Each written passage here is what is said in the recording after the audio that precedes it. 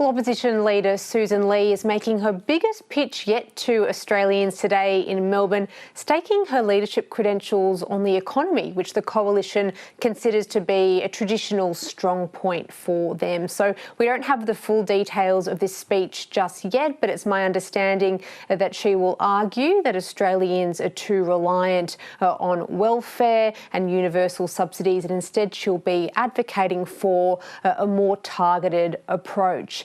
It does come, though, at a bit of a politically tense time for her. So last week was a particularly bruising one for the coalition more generally. She was forced to demote Jacinta Nampijinpa-Price over the NT Senator's remarks about Indian migrants, but also the fact that she failed to back in Sussan Ley as leader. To complicate matters further, there are these broader questions and policy debate within the party about the future of net zero by 2050. As you mentioned before, ultimately tomorrow the government will be finalising its 2035 emissions reductions target. But at the same time, we're seeing agitation behind the scenes within the coalition about the future of net zero by 2050. So on Monday, Shadow Home Affairs Minister Andrew Hastie said that he'd be willing to quit his frontbench position and move to the backbench if the coalition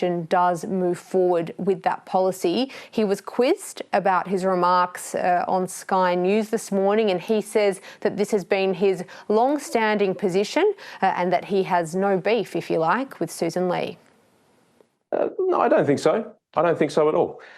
Most of my colleagues, in fact, don't support my position, so I'm in the minority here. I mean, if you pulled out a spreadsheet, Pete, you'd find that a lot of people don't support my energy position. So I am in the minority here, and I know that. It's fine. We're doing well. We're in communication. We're not besties on the phone every day as you'd expect. I'm not talking to all my colleagues every day.